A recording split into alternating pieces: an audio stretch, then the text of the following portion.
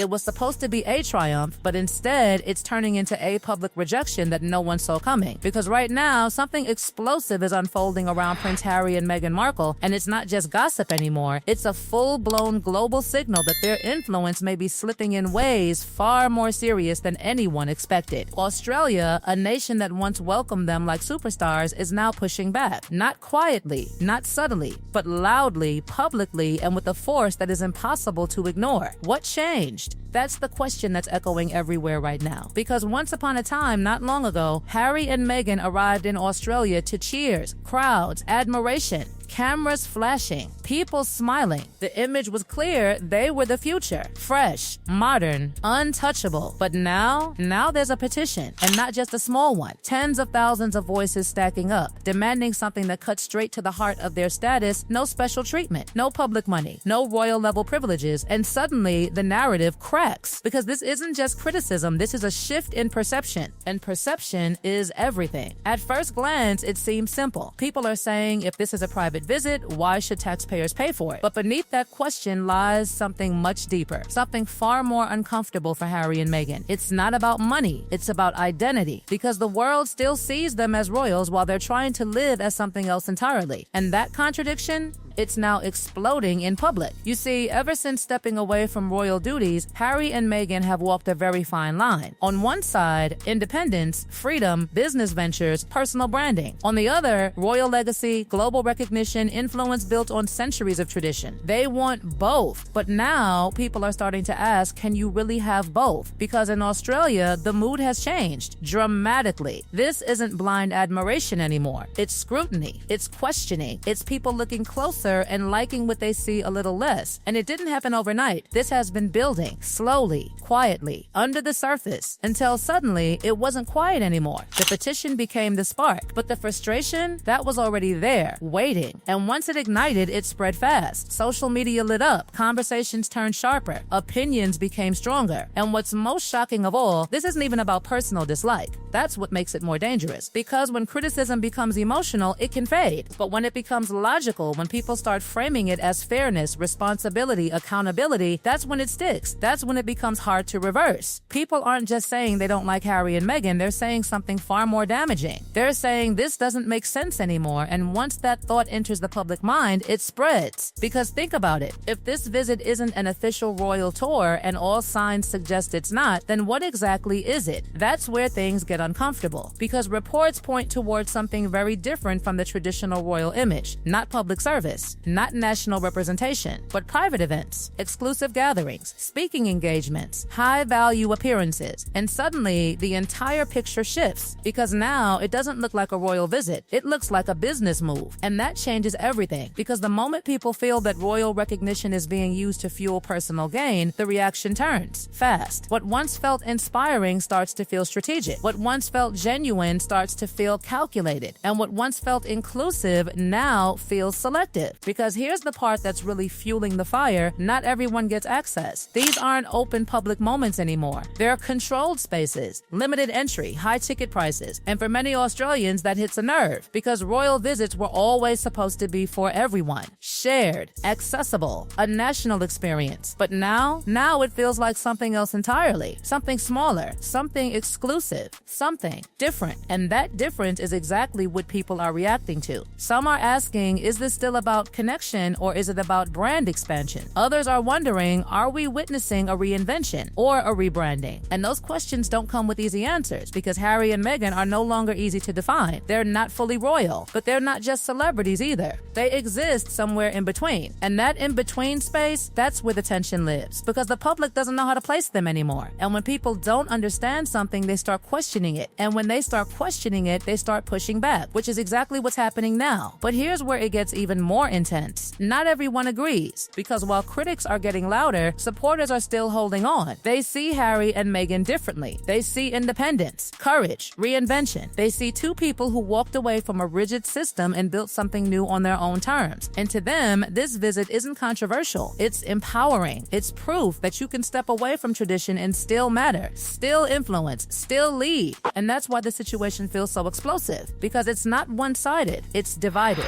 deeply divided. On one side, admiration, on the other, frustration, and in the middle, uncertainty, because even those who aren't strongly for or against are watching closely, trying to figure out what this all means, trying to understand where things are heading. Because if a country like Australia, with such deep historical ties, is openly questioning Harry and Meghan, what happens next? Does this stay local or does it spread? Because if one nation starts drawing lines, others might follow. And that's where this story stops being about one visit and starts becoming something much bigger. A shift, a signal, a warning even, that the balance Harry and Meghan have been trying to maintain might be harder than it looks. And just when it feels like the situation has already reached a boiling point, another layer begins to surface. Because once people stop seeing this as a royal visit and start seeing it as something else entirely, it raises a question that could change everything. If this isn't about duty, then what is it really about? And that question, that single uncomfortable question, is where everything begins to unravel. Because once people stop calling it a royal tour, once they strip away the polished image, the titles, the expectations, what's left behind feels very different. Not ceremonial, not official, not even traditional. What's left looks like strategy. And that realization is exactly what's shaking the ground beneath Prince Harry and Meghan Markle right now. Because suddenly, the visit isn't being viewed as a moment of connection, it's being dissected as a move, a calculated step, a carefully positioned expansion. And for many watching closely, especially in Australia, that changes the emotional tone completely. Because people can accept independence, they can respect reinvention, but what they struggle with is confusion. And right now, confusion is everywhere because the lines are blurred. Are Harry and Meghan representing something bigger than themselves, or are they representing only themselves now? That question is no longer philosophical, it's practical, because it directly affects how people respond, how they welcome, how they support, or how they reject. And that's exactly what we're witnessing. Because when reports started circulating that parts of this visit are tied to exclusive appearances, events with limited access, premium pricing, selective audiences, it triggered something deeper than simple criticism. It triggered a feeling that something once shared is now restricted. And that hits harder than any headline, because royal moments were never supposed to feel exclusive. They were supposed to belong to everyone. That was the power of it. The illusion, maybe, but a powerful one. And now that illusion is cracking, because instead of open crowds and shared experiences, what people are seeing is something that feels curated, controlled, filtered, and for some, even commercialized, which leads to the most explosive question of all. Is the royal image being repurposed for personal gain? Now, that's not a question people ask lightly, but once it's out there, it spreads and it sticks, because every detail now gets viewed through that lens. Every appearance, every speech, every carefully chosen event. People are no longer just watching, they're analyzing, looking for patterns, looking for intent. And that level of scrutiny, it changes everything. Because now, even neutral actions start to feel loaded. Even normal career moves start to look strategic. And even genuine moments risk being seen as calculated. That's the danger of perception shifting. Because once trust becomes uncertainty, everything becomes questionable. And that's exactly the stage this situation has reached. But here's where it becomes even more complicated. Because while critics are getting sharper, supporters are becoming more defensive. They see what's happening and they don't agree with it. To them, this isn't manipulation, it's evolution.